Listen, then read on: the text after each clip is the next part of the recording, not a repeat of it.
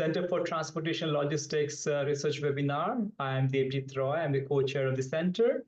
And we actually have a series of research webinars catering to the latest needs of the research in transportation logistics. And today we are very excited to have with us Professor Hercules. He's a full professor of Maritime Economics and Logistics. He's very well known in multiple countries. He teaches in several universities, and most prominently associated with the Erasmus University at Rotterdam, but also at the NUS Singapore and the SMU, which is Singapore Management University. Currently, he is a distinguished chair professor at the Dalian Maritime University, China, and he's visiting faculty professor at the Erasmus University, Rotterdam. So without much delay, I think we are very fortunate to have you, Professor, with us today, and I'm sure we all will we'll all get a lot of thoughts for research as well in the large space of maritime economics and logistics. So without any further delay, I would give the floor, rather Zoom, to you. Thank you. Thank you very much, Devjit, for the introduction. Thank you very much for the invitation. Great pleasure to be back in India, actually, even remotely. True. Because 25, 30 years ago, I was almost a regular in India, because then, together with the World Bank, the Dutch government, the Dutch embassy in New Delhi, we had put the first building blocks for the reform of the Indian ports, starting from the port of Nhava Sheva in Mumbai. But that was, of course, a long time ago. Anyway, again, thanks for the invitation. I wish you, the faculty, students, and everybody a happy, healthy, successful, and productive 2024. And what we have agreed that I will do today and talk about today was the things that the research that we have done over the past 5 or 6 years. Let me then get the right slides. I hope everyone can see my slides. And so the research that we have done in the past 5 or 6 years, most of it, if not all, has been commissioned research in key areas of interest or concern in the wider maritime sector. Of course, in what will follow, which you can have, my presentation could be shared. I cannot speak about everything that I have presented to you there in the limited period of 1 hour or so that we have, but I will try to talk, given that this is also a research webinar seminar, on the more rigorous things that we have done, because apparently we are doing a lot of commercial research and project work for the business sector, maritime sector, for ports, etc. But for you, as it is appropriate also for a top institute like yours, to talk more about the more rigorous. But also the word rigorous, we use it a lot in academia. One may need to define what it is that we mean by it. And simply, we as economists, like everybody else in business, like a tailor or a builder, we use tools. And these tools that we have to develop our houses and to solve our suit are economic analysis, mathematical economics, statistics, operations research, and econometrics, of course. So these are the things that somehow distinguishes us from more descriptive or qualitative research, and without a wish to downgrade this type of research, because we have done quite a lot ourselves, as I said, I decided that for a research institute like yours, to focus a little bit on the more rigorous things that we have done, hoping that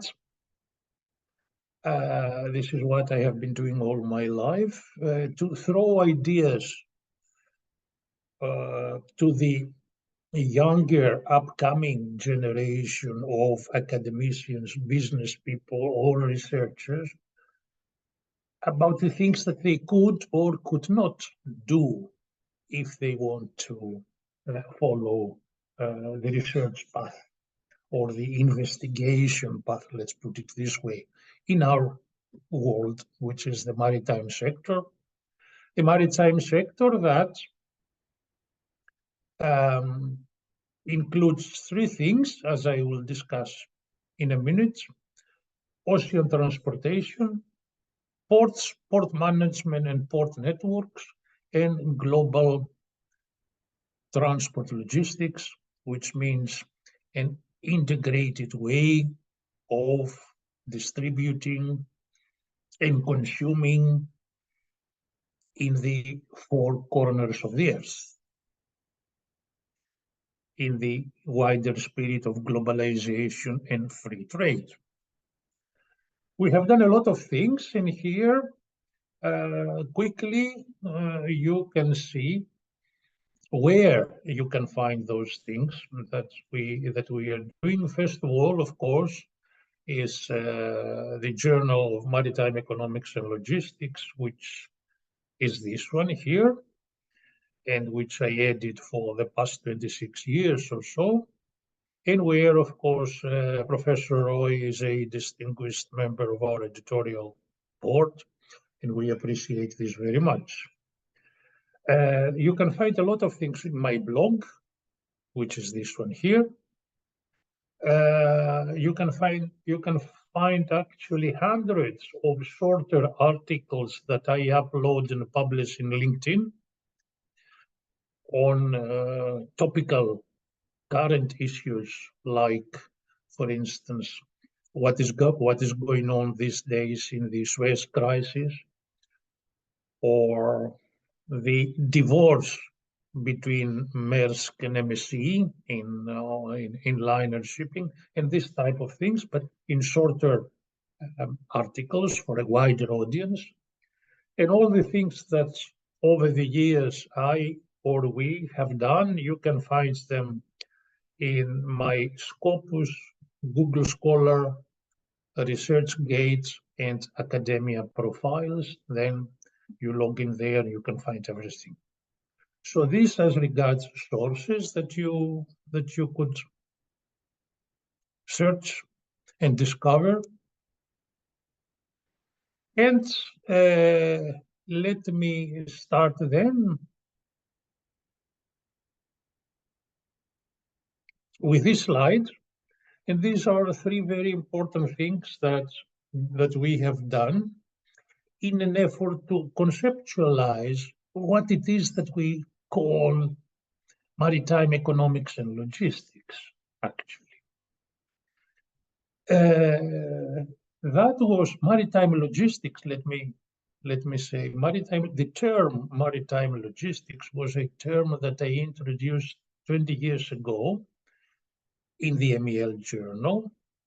Actually, the journal should have been called Maritime Logistics, but given that we are economists and we also look at our sector from an economics point of view, we decided to make it Maritime Economics and Logistics. Anyway, and the first item there is my work on gigantism. In other words, this is the container shipping industry. That was an editorial, but actually is a small book of 60 pages, and a work that has met with considerable impact and interest by academia and business alike, where we address all issues pertaining to container shipping. And the same was item number 2 which was on ports, the equivalent, the sister work, another 50 pages, another small book. So if one puts the two things together, you have a little book on maritime transport, in other words, international shipping and ports, port management and policy. And the third, I have spent quite some time with my people on the Chinese Belt and Road Initiative, and I will talk more about it as we move on.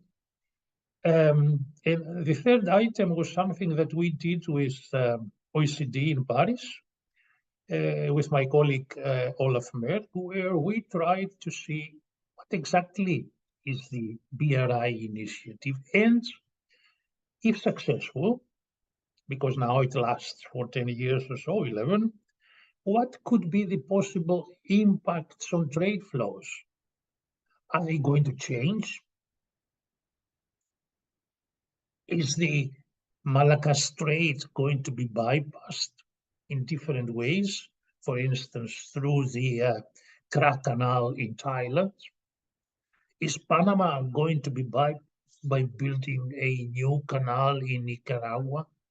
What could be the impact and the effect of Chinese investments in the port network and the port systems on trade flows? So that was you can find it, is freely downloadable, and you can have a look. Then if we move into, I hope that everybody can hear me, because I received some alerts from the internet that our connection is somewhat weak. So Debjit, I'm still there. Can you hear me? Yeah, very well. Yes. Very good. So let's move on. Now, if we look at the role of ports in MEL, these 7 items are a sample of the things that we have done in the past 5 or 6 years. The first one, very important, it was on the determination of hinterlands. Do we know what is the hinterlands of our ports? Can it be defined? Or is it vague, mixed, perplexed, and diffused, actually? If I go back 20 or 30 years,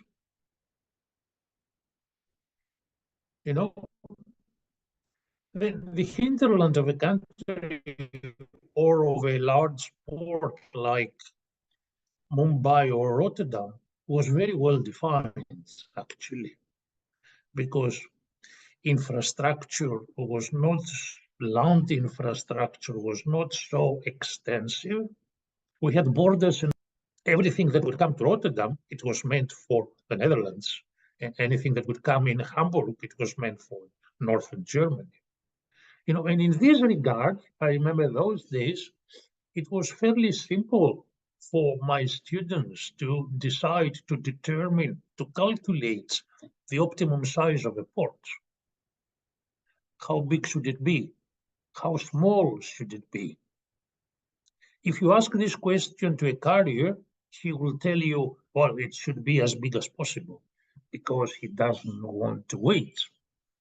If you ask a port manager how big the port should be, he would say as small as possible, because he doesn't mind if the carrier waits. Let him wait.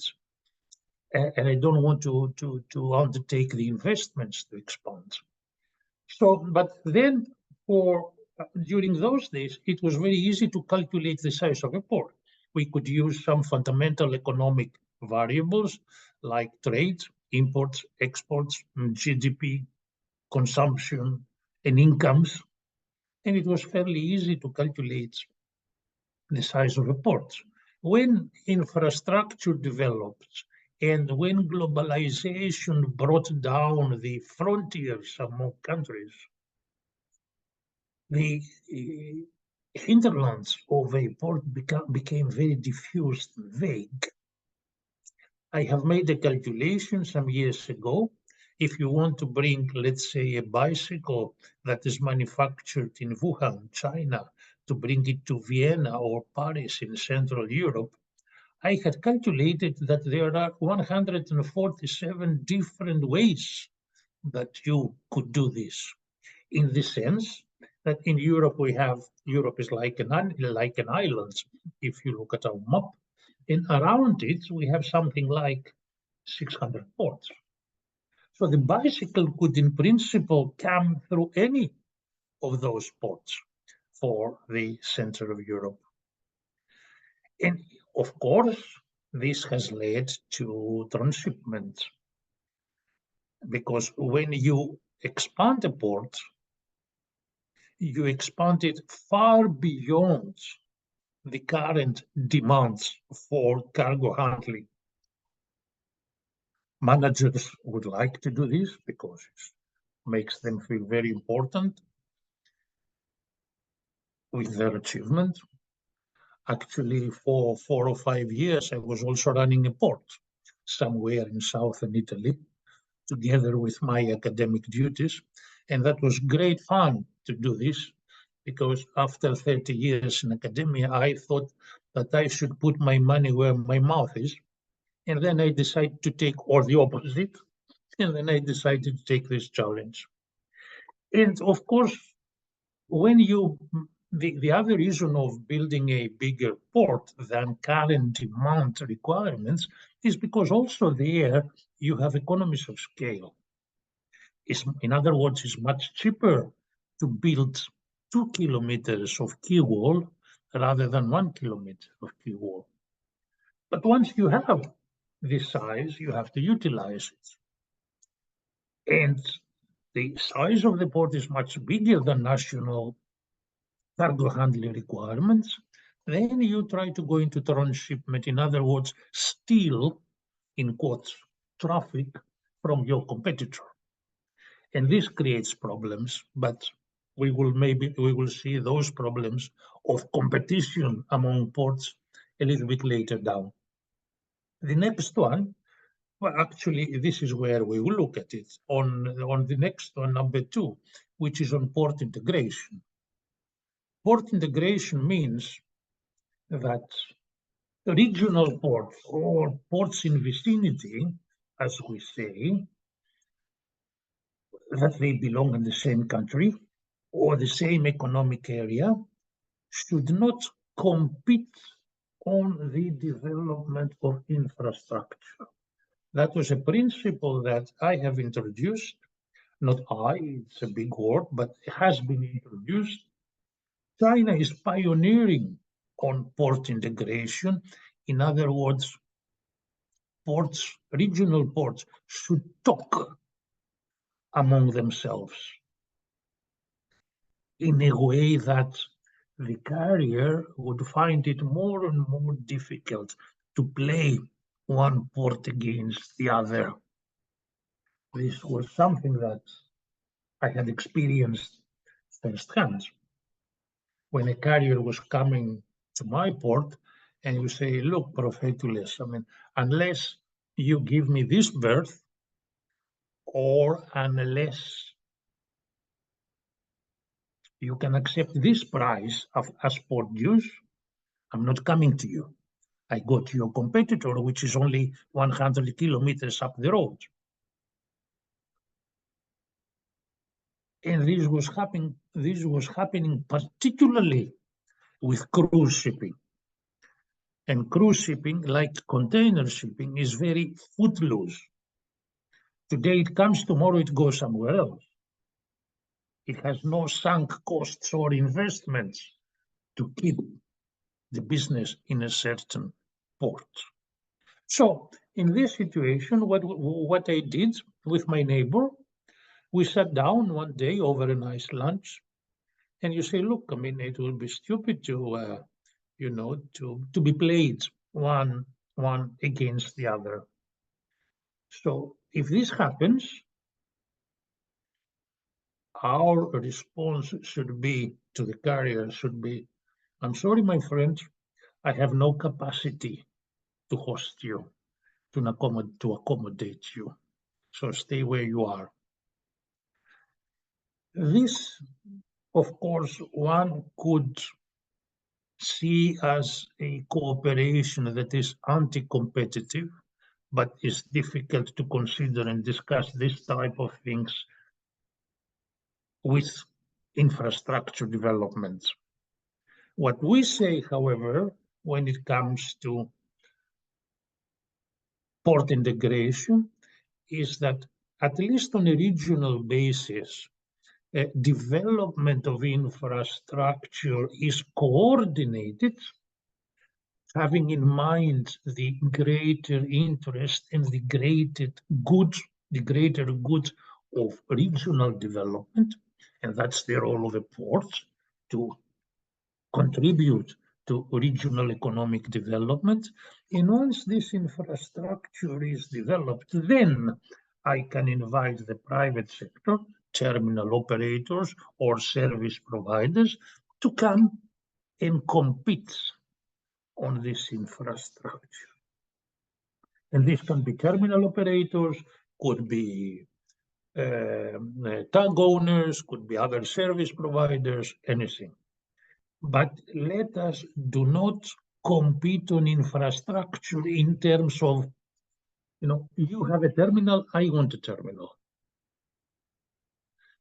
You have a car berth or terminal, I should have the same myself, which is something that creates duplication and waste of resources and money. A good example of integrated port development is in the Chinese province of Shandong, the main city of which is, of course, the port of Qingdao, which is, I believe, after Shanghai, the powerhouse, the port powerhouse of China, because it is in the east and very close to Beijing. And a similar effort of port integration we did in Italy when I was then chairing the port of Brindisi, whereas the government decided that, we have 24, I think, port authorities. This is too much, far too much. It causes duplication and waste. So from 24, we came up with a new system where we had only 14 or 15 managing authorities, each one managing a number of ports at close vicinity. So this is the idea of port integration. Of course, not only in China, in Italy, but in many other countries, we can see this type of effort. We can see them in Japan, for instance, where port development is integrated in national economic plans. We see it in the United States, where West Coast ports are talking to each other, and so on. The other one was the number 3 was what actually happened to Hong Kong. In other words, how is the process of change of port cluster development, of port systems, how is this developed over time? Actually, what happened to Hong Kong? That was a good example and central to that work. Because Hong Kong, a few years back, was the most important port in the world. An international port center, shipping center, transshipment facility, by far the most important. And over the years, Hong Kong lost this glamour, this status, let's put it this way. And it started to lose, first, cargo that was meant for mainland China, that it was handling up to that point in the 70s, late 70s or so. Why? because China opened up to foreign investment. Foreign investors, many from Hong Kong themselves, came to invest in Shenzhen and Guangzhou, and these two ports became huge hub ports serving the trade and traffic of mainland China. In the transshipment part of Hong Kong, it started to go down and to be reduced gradually. Excuse me, the Chinese cargo that Hong Kong was handling before started to decline, to be reduced gradually, and Hong Kong was left only with transshipment cargo. Important transshipment activity because Hong Kong serves the region or from Southeast Asia and beyond.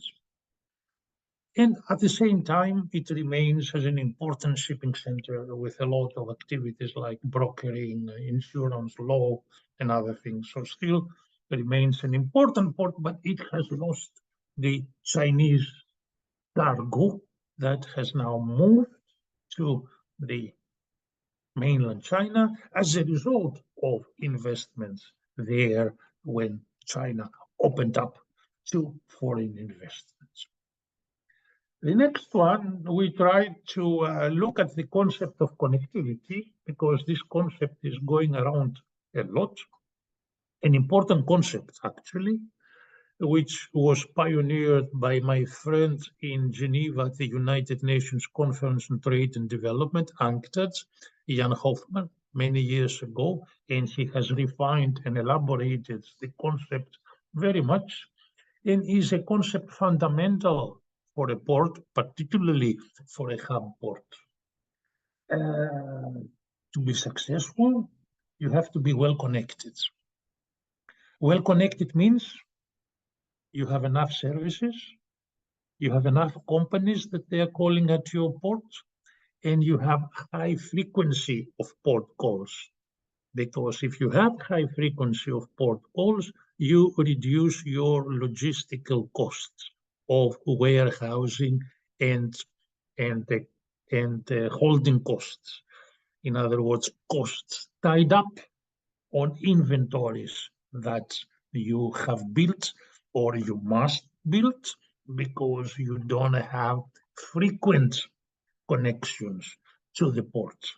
And if Rotterdam, for example, where I live, is a very successful or the most important port in Europe, is because of connectivity, because not only connectivity, but frequency of services calling at the port. In this paper, however, we introduced another concept, not for the first time, I must admit, but that was together with connectivity, the concept of centrality. And the concept of centrality is very well understood in network theory and used in network theory. And our idea was you may be very well connected as a hub port, but if you are not central enough, you will never become a successful hub port in Scotland, in the Arctic, or the Antarctic, or in remote places that they are not central to the shipping networks, that they also optimize their distances and their costs. So we introduced a new concept of centrality together with connectivity as success factors of hub ports. The next one was I hope I am not boring you with this, but if I do bore you with this, then you can say, well, this is enough, stop, and then we can discuss if you like to discuss those things.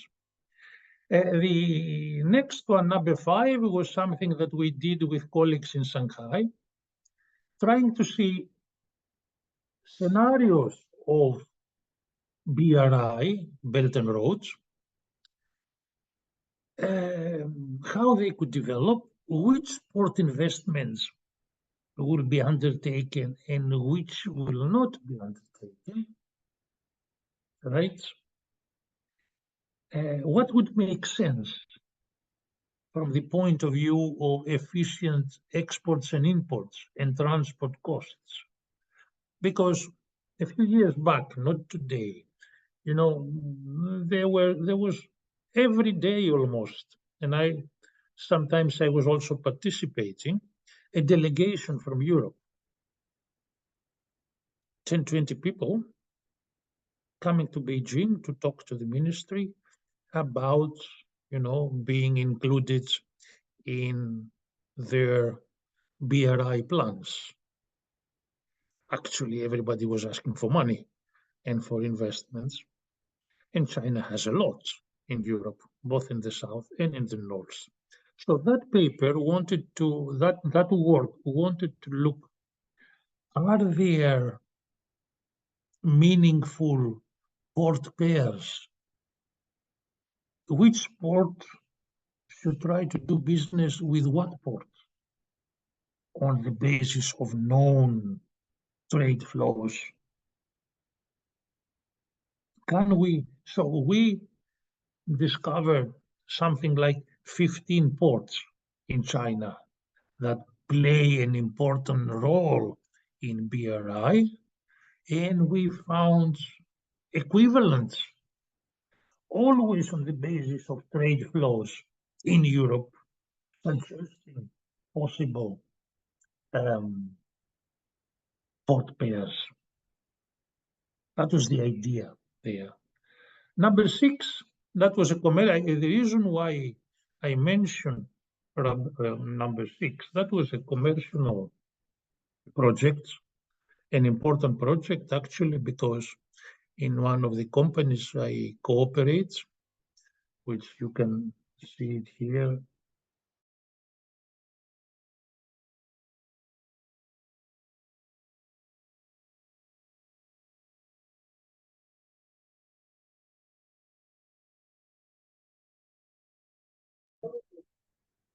Are we still okay, Debjit? Yes, we are still okay. You can just share your screen. Good. We share the screen again.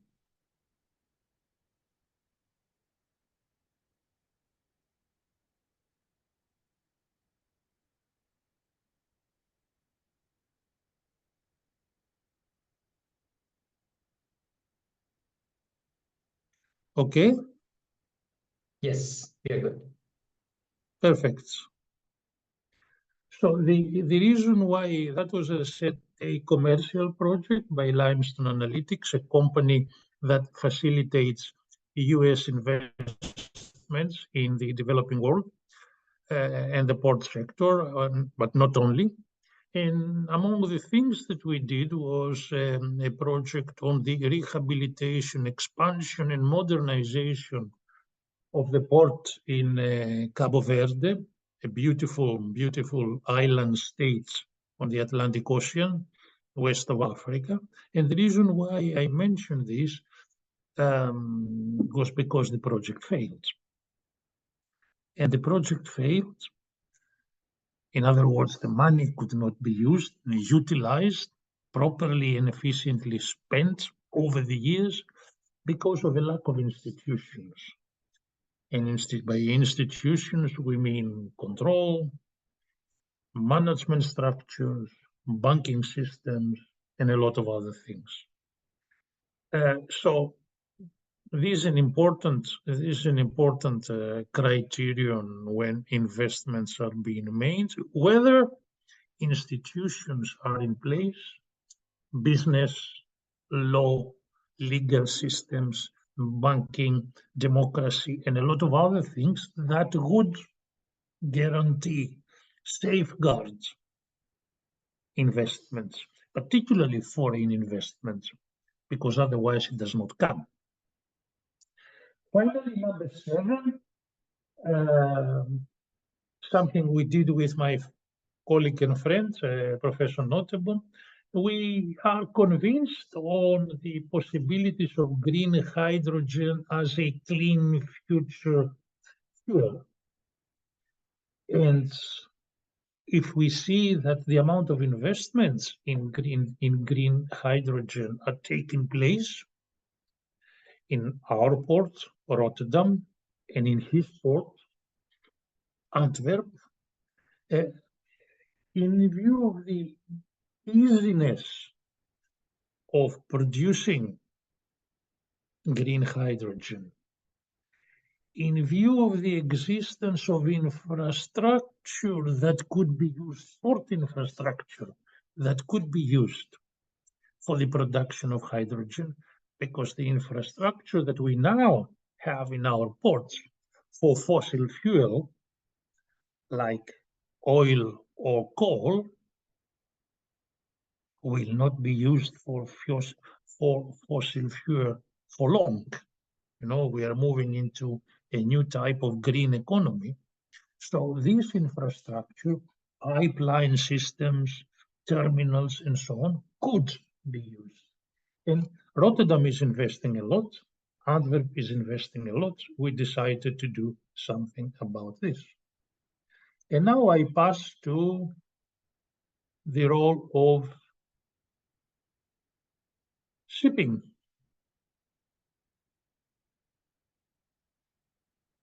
In maritime economics and logistics. The first one was about, excuse me, just a sec. The first one was about the evolution of global shipping alliances. What is this? Before, but also now, we had the liner conferences, price setting, cooperation schemes among the carriers. This was followed up eventually starting in the 90s with shipping alliances, cooperations among carriers aiming to jointly manage capacity in an effort to reduce operating costs without fixing prices, like with conferences before. How do they develop? Do they change? These partnerships, are they stable? Do they dissolve? What happened with the 2M alliance, the biggest alliance of the biggest container carriers, Maersk and MSC? They decided to go their own ways. And next year, the alliance will not exist anymore. Why? So what happens when they get together or they go apart? That was this research. The next one, also on container shipping, because container shipping quite often, also in the literature, but also in business, we talk a lot about strong concentration among carriers in the face of conferences or alliances. We say that this industry is very concentrated, and concentration is not necessarily good, to say the least, because it can lead to monopoly practices, monopoly power that can be exploited or abused. So we said, okay, let's look at how carriers form their expectations about the future. In econometrics and in econometric research, when we do this type of thing, we have two ways or theories according to which expectations are formed. We have adaptive expectations and we have rational expectations. I mean, expectations about future demand, to make it very simple, right?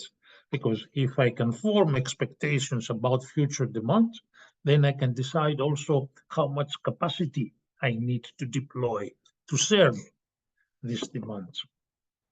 So adaptive expectation is like, I have often described it as driving by looking at the rear end mirror. In other words, looking what we did before and try to adapt accordingly for the future. It's somewhat a passive way of forming and safe way of forming future expectations. And then we have rational expectations. And to make it simple, because these are difficult economic terms, rational expectations mean that I continuously have to stand on my toes, looking around, staying sleepless at nights to assess what is happening in my ecosystem and how these developments could impact me and my company. So we thought and we said,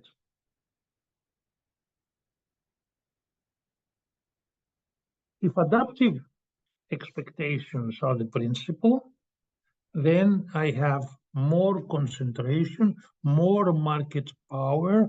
I do not need to stand on my toes because I feel fairly protected by the market interest and power that I have in my hands, meaning conferences and alliances.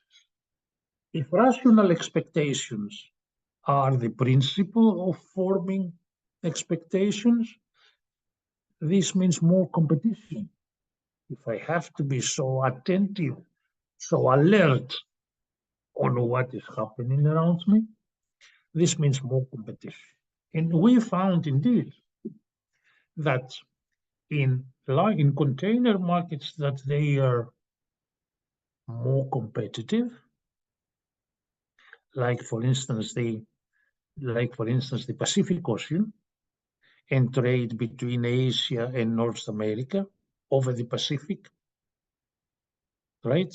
Where we have 14 or 15 different carriers, big or small. And on the other hand, on the other side, on the Atlantic Ocean, in the trade between North America and Europe, we saw that there it was adaptive expectation that guided investment decisions of the carriers, meaning less competition in the Atlantic Ocean, more competition in the Pacific Ocean. And we saw this in practice during the COVID years. That was very clear during the COVID years. The freight rate hike that we observed, for instance, in the Atlantic Ocean or in Asia, Europe, it was much higher and more important than the amount where more competition prevails. That was it. Number three, what we did in number three, and again, the reason why I'm discussing and trying to elaborate and present those things, because I like to give ideas on what people could do in the future, important areas that we may be looking in the future more, and I hope this will be of use and of value to all of you who have the patience to stay put and quiet, listening to things that we have done. The next one was on subsidies, an important thing, subsidies. Many countries are subsidizing their industries, including the shipping industry. And the example that we used here on a paper published in Transportation Research, Part E, was the policy of China to subsidize scrapping of ships in an effort to renew the fleets. Of course, together with the renewal of the fleet, the interest of the country was, as well as also to promote their shipbuilding industry. And we shouldn't forget, by the way, let's say, that today China is the most important shipbuilding nation in the world. Interesting to see over the years how shipbuilding moved from Europe, all countries of Europe were important shipbuilders. They moved to Japan in the 60s. From Japan, they moved to Korea in the 70s and 80s. And from Korea, it moved to China, particularly with the opening up of the country and the China joining the World Trade Organization. So this is what we call the globalization, if you want to call it, or the international division of labor, as we call it in economics, where increasing costs in certain areas and regions relocates production and manufacturing to cheaper areas, like these days, for example, because China is becoming more expensive. India is coming up, but together with India, a lot of other countries are coming up as global producers, like Vietnam, like Indonesia. And in a few years, there's no doubt about it. Maybe in 15, 20 years, Africa will be the manufacturing powerhouse of the planet. So this is the international division of labor.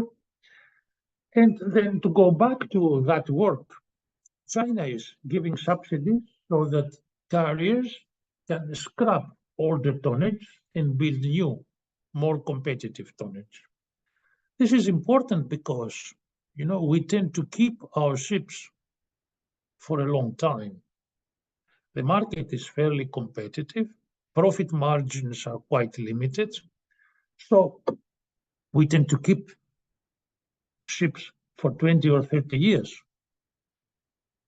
And no matter how well we maintain and we take care of a ship, an old ship is not as good, efficient, productive, attractive, or safe as is a newer ship. But again, I repeat, the market is so competitive that it is difficult for the individual carrier to allow for depreciation, for amortization of their investments. So when time comes, after 10, 15 years, he has the money aside to invest in a new ship. Doesn't actually happen. So that was what we tried to look into, with ramifications also for other countries. That would be what would be an optimal way for subsidy structure to do this efficiently without distorting competition. Important. The next one was on the cruise industry, and there we looked at carrier policies when they want to enter new markets. India will face this quite soon. How should I enter a new market where the consumer does not have clear perception of the product that I am selling, the cruise products? What is it? So how can I penetrate an emerging market with a product that is fairly unknown? This is why it is emerging, the market. And there we found, through game theory modeling, that the best policy of a carrier is to cooperate with local agents. and sell the products both directly, for instance, through the internet, as well as through agents that they use, exclusive or otherwise. Because why is this important? Because with a new normality, with a new economy, the middleman is starting to disappear from all sectors, and direct economic relations are taking over. But in that particular case, we found that the best strategy would be to continue using agents together with direct sales to penetrate this market. Number five in energy economics was a effort to assess the market for carbon emissions trading from the point of view that the market is developing so exponentially that not only the physical but also the futures markets on emissions trading certificates, that we believe that soon, in terms of total size, the market will overcome even the market for oil and oil products. We look into this, and number 6 was quickly, because the time is flying and so we are almost close to 1 hour. We looked into autonomous surface ships. That's a new trend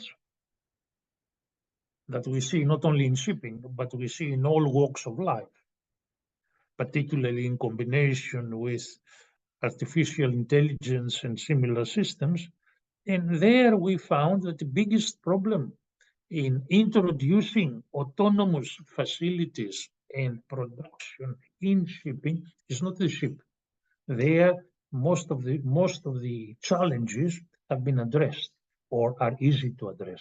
The problem is in ports, in the port interface between the port and the ship, because things are becoming difficult when the ship comes to the port.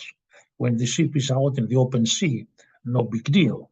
But when it comes to ports, to navigate, to berth, etc., this is more difficult and more complex. So the port interface is the challenge, the bottleneck, as well as the control from shore of the autonomous operation of ships in open seas. And I come finally to my last slide, which is networks and global logistics in MEL. As I said in my first slide, we look at 3 things in an integrated way: right? Shipping, ports, and global logistics. The optimization of global supply chains, let's put it this way. My bicycle from Wuhan to Paris. Let's use this example. The first one was we looked into the Yangtze River in China, and you know this is one of the most important waterways in the world, and a very long waterway with hundreds of ports along the waterway, and the river, as you may well know, ends up to its estuary, which is the port of Shanghai, the biggest port in the world. Now, hundreds of ports along the Yangtze River, they said, do we need to transship in Shanghai when our region, our city, our province is exporting to Japan, to Korea, you know, to the region? Or can we do it directly? Why do I need to waste time, costs, and everything to transship?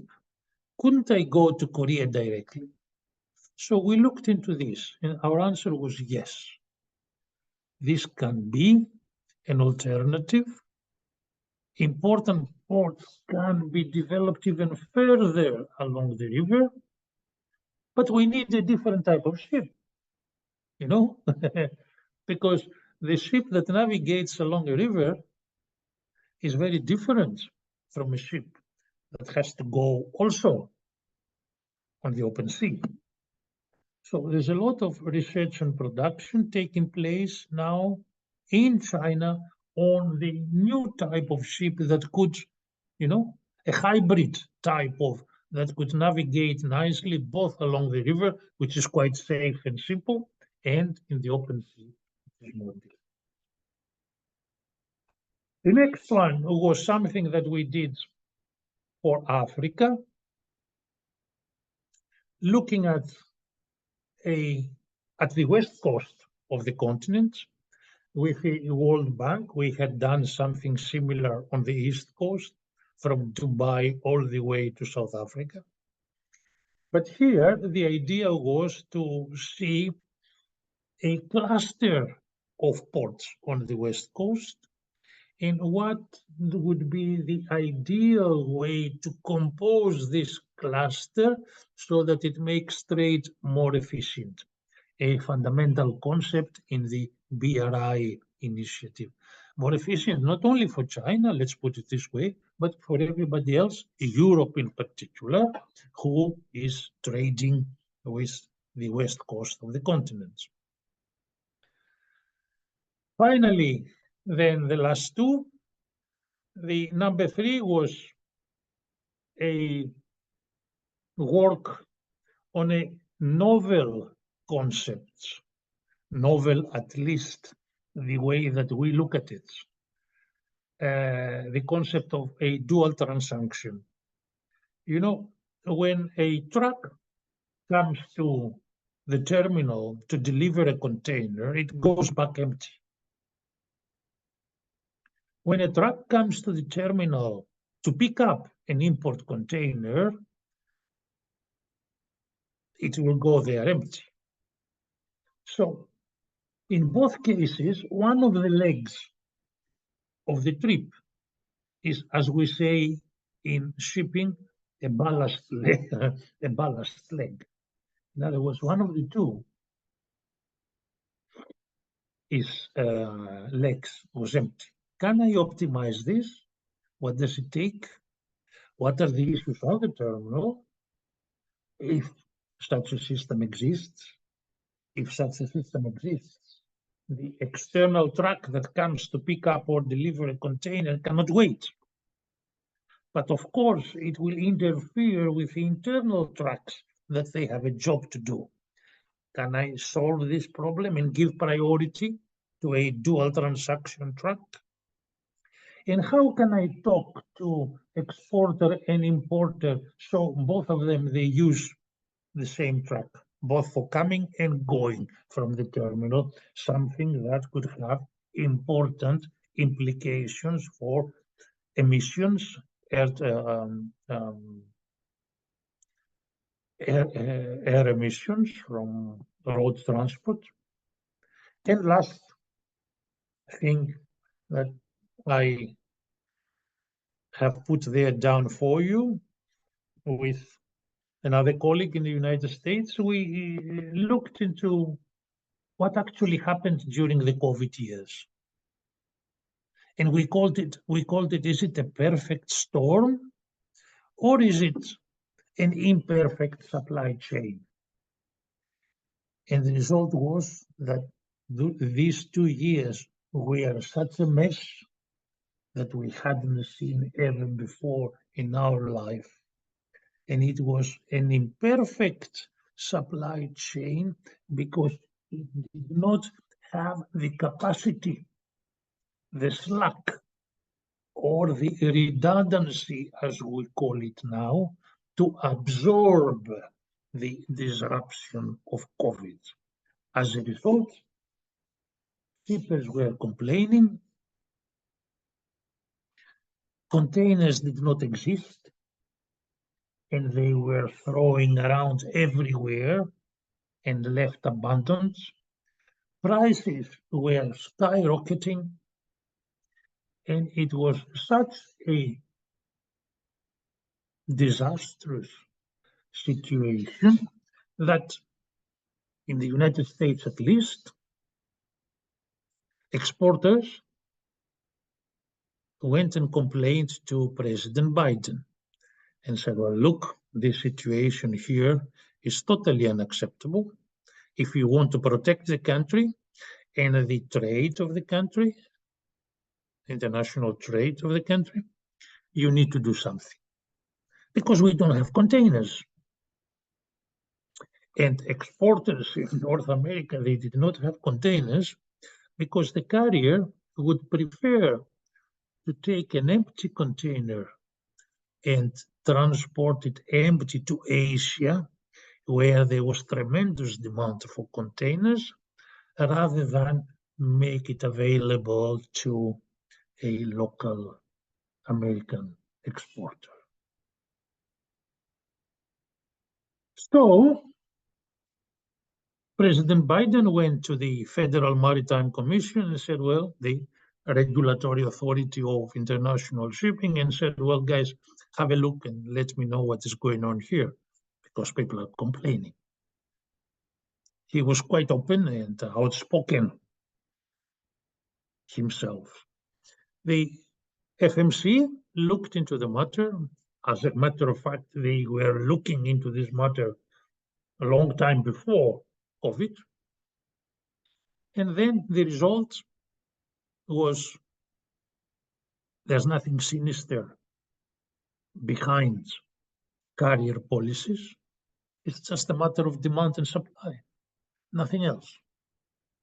Very high demand, supply cannot comply, cannot adjust. And as a result, we have shortages, bottlenecks, high prices, and all that. The same was the verdict and the decision in the European Union. And they said something similar, as a matter of demand and supply.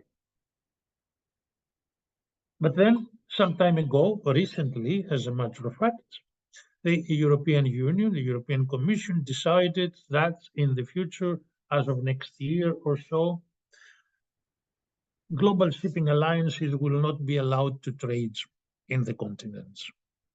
Same as they had done with liner conferences, now they take the decision to do something similar with global shipping alliances.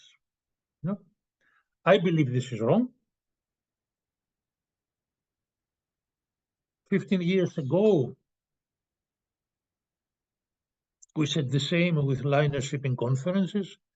Actually, we were the consultants to the competition directorate of the European Commission. And in our report to them, which has become known as the Erasmus report, we had come to the conclusion that it would be very silly to dismantle, to ban, to forbid conferences from trading in Europe. That would be wrong, we said, because if you do this, then we will have different types of carrier cooperation, like, let's say, global alliances, and things will become even worse. The Commission did not hear our advice, and they wanted to dissolve liner shipping conferences. And now, last year, 2003, they also said that alliances, too, should not be allowed to trade in European international trade. So, ladies and gentlemen, I think this is more than an hour. I stop here. As I said, just a few of the things that we have done. Many more, you know where to look and where to find them if you have an interest in this fascinating sector, where I have spent something like 40 years or so. And I hope also that I gave you some ideas of things that could be done in addition. And the floor and the word is again back to you, Debjit, with many thanks. Thank you so much, Professor Hercules. This was fascinating. I think you covered a very interesting sector, which is maritime, but you bifurcated into very nicely the ports, the shipping, and then at the global policy and the logistics issues. So I think that was very interesting classification, and there was a lot of exciting insights that also came out in many of these discussions. So thank you so much for making this wonderful presentation and the talk for the Center for Transportation Logistics. I also thank all the participants who have joined this evening. It is, it's a busy day. I know evenings are, but still you all could make it for this webinar, so it's really nice. Maybe we can take one or two questions max. We are running out of time. I think one question I see is on a presentation. We did record it with the permission of Professor Hercules. We can share it as well. But any other questions that the participants have for Professor Hercules?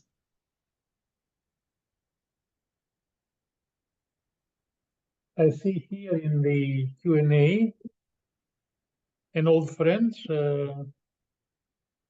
Mr. Da Silva, is asking if the presentation will be shared. So I don't mind at all, not only the presentation, which you have, but also I understand you have been recording the presentation. Yeah. So if you can make this available to me or to us, I would really greatly appreciate. Sure, we'll definitely do it. Then I can put it in my channel, you know? Yeah, absolutely. There's a question by Mahinda. Mahinda, do you want to unmute and speak? Or if you can't, then you can just type your question. Yeah. You talk about port pairs. What's the advice for Indian? I think they want to see the relevance of the port pairs for the Indian economy, or the Indian sector. I couldn't possibly give an answer to this, you know, but this is a matter for for a lot of research. No easy answer to this. But the only thing that we can say here is, of course, that we all look with, you know, with great interest on the future role of India, side by side next to her big neighbor, and how this could develop in partnership or in friendship in the future, in the sense that as well ourselves in Europe, we realize that the world is moving east, and everyone will have to be aligned in this type of thinking. And the positive news there is that both India and China, as well as other countries, they follow an approach of friendship, understanding, sharing, communication, and trust. So we believe that in this way, ourselves and our children maybe will see a better future than what we have seen ourselves. So we hope that a good partnership with the center could be developed in the future, and that would be a great opportunity to look into these aspects with Prof. Debjit and others, and as well as, you know, determine a research agenda on things that we could do in the future. Mm-hmm. The subsequent question, we'll take this the last question for now, is I wanted to know how to integrate port operations with container terminals and 3PL truck carriers. So I lost you somewhere now. Can you repeat? Yeah. So the question from Samir is, I want to know how to integrate port operations with container terminals and 3PL truck carriers. Are there any solutions being built to integrate road, rail, and shipping ports?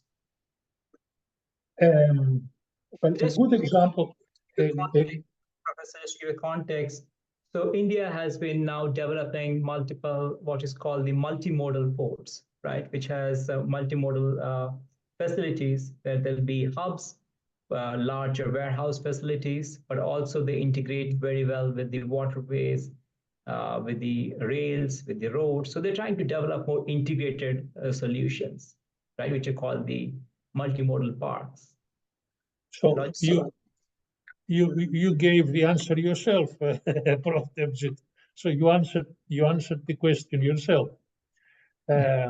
What other countries are doing, the first step in this type of integration is regional planning, integrating ports, waterways, and inland transportation into regional, if not national planning.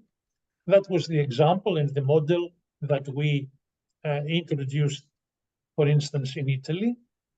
To do this, you need to have for the country, and that's the difficult part of it, to have a national transportation and logistics plan. It is difficult to do makeshift and arrangements and solutions if you do not have the complete total whole picture in front of you. But to have a national transportation plan for the whole country, particularly for a country like India, is easier said than done. I mean, because it's a huge country, and if I would start today to develop a transportation plan, it would take me at least a few years to see the result. If I do this in Singapore, I can do it in a couple of months, or if or a country of a smaller size. But yes, I think that is right now integrated in our national policy. So we have national logistics policy. We have a Gati Shakti plan where the idea is to bring more transparency among the infrastructure and also enable the connectivity with different modes via better logistic parks. So I think this is on the ambit. It will take some time, probably maybe at least 5 years maybe to materialize, but that is something the government has been actively pursuing.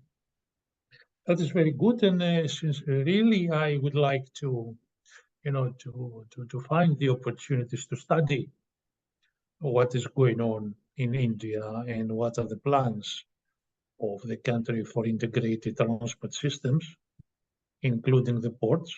Sure. Transparency, you mentioned it as an important issue. Transparency is an issue on investments, on financing on investments, competition among ports, pricing systems and pricing principles that we adopt, how to attract more business. That's one of the examples in China, can we build partnerships between ports and carriers? For instance, who of the carriers is calling at what ports and on the basis of what incentives, and who is not calling there but to another port? Are these limitations of competition meaningful, or should we, instead encourage competition based on efficiency? That's a tricky question. To encourage competition, again, I repeat, competition not on infrastructure development, but on port operations only, then you have to give the emphasis on efficiency. So, and this is a paramount objective. Anyway, with or without competition, with or without transparency, a port, particularly a container port terminal, has to be efficient. It has to be efficient because the supply chain has to be efficient.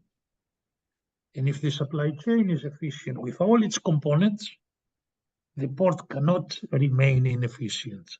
So regardless of transparency or competition, the efficiency, but these are things that you know much better than me because it is your area of research there. And I'm sure the students are benefiting a lot from, the things that you have to tell them. As you said also in July to our own students in Dalian. Yeah. Right. Maybe we'll take this as a short question, maybe even to have a quick answer, which is on, does in China ports cluster formation improve manufacturing? So did the port cluster induce more manufacturing? Did it boost productivity? No, in theory and in principle, the answer is no. For instance, if we look at the port cluster of the Shandong province, the Qingdao port, etc., this is just a platform of cooperation, talking and sharing among 7 ports. So the system is 7 ports. Now, what exists behind the port cluster, that nobody knows. But the idea, the principle, the system is a port system. There is no direct, let's put it this way, direct connection between manufacturing and the port. Right.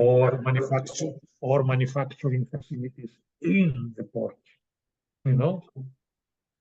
But of course, dry ports also exist. Let's not forget this, because Shandong province is a province of 100 million people. It's not small business. So these 7 ports are serving 100 million people in the province.